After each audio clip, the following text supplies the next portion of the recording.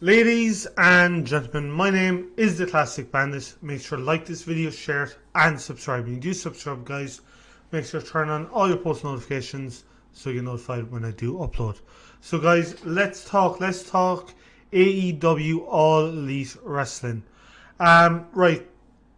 It's it's been a couple of days since they've done the press conference. There's a lot of other stories and a lot of fan fiction out there about AEW, about them challenging, finally a company to challenge WWE, this, that, and the other. And personally, I don't think they're there to challenge WWE at the moment. And they have both, all the three men have come out and said that they're not there to challenge WWE as of, well, personally, as of right now, I believe.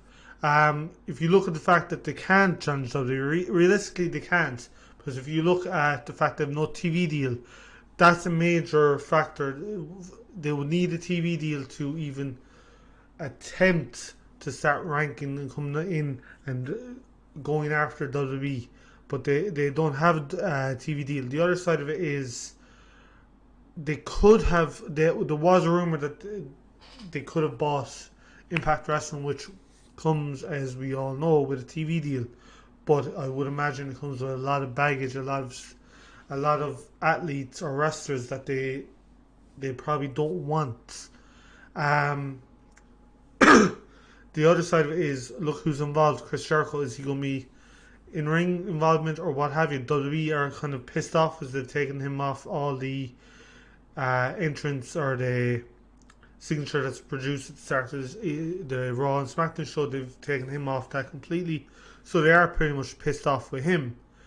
How's he involved? We learned that he was involved through the press conference. I would imagine in a wrestling / backstage role he'd be involved both areas, because at the end of the day he is a massive draw for whatever promotion he's with. We saw what he did with New Japan. We obviously his longevity history with WWE.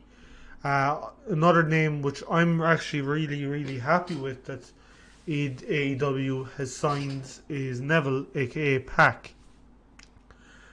But with those two main event caliber wrestlers, plus the addition, plus obviously having CODY on the roster and Hangman Page, who knows? And there's also rumors Ryback is going to be involved. Not really happy or looking forward to that one because I'm not a major fan. There's a whole host of things. There's a lot of fans out there just commenting, saying, can they even get off the ground? Technically, they have gotten off the ground. When they have the backing they have money-wise with Tony Chan, owner of the Jacksonville Jaguars, I personally believe they're off the ground and running as we speak.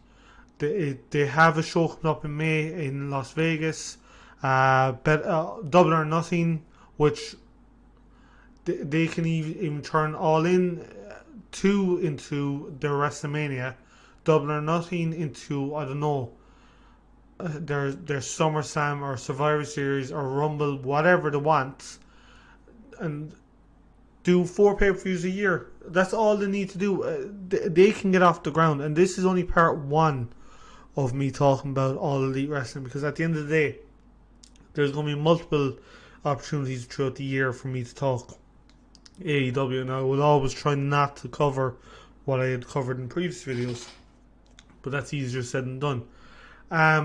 But there also is rumors that there's going to be championship match at Double or Nothing. I need to get my English right. Double or Nothing. So I would imagine the person who's going to win the heavyweight title would be CODY. I think that's the way they could go, but truthfully, I'd actually like to see Pac win. I don't even know if he's going to be called Pac in AEW. He might be called something other than Pac. I don't fucking know.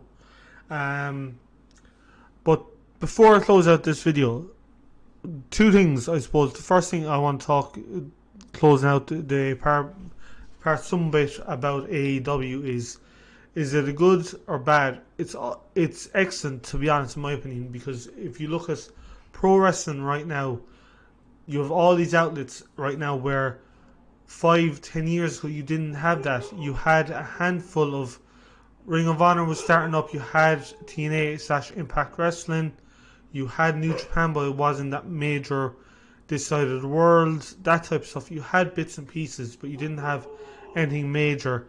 But it's only going to get better from here. Now, the thing is, if All Elite Wrestling does end up getting a TV deal, they also need to kind of go after a TV deal in Europe, probably UK, Ireland, and go on from there. And they need to start kind of doing more tour. They'll obviously have to start touring around the US and start building up a following, and hopefully have a TV deal set up.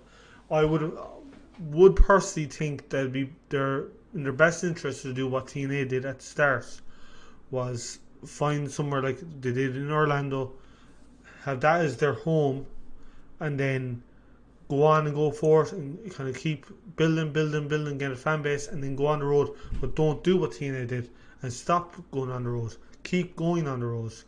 But moving into the last section of this video is going to be obviously talking Kenny Omega. There's a lot of rumors out there. Kenny's contract is either up or coming to an end sometime this month.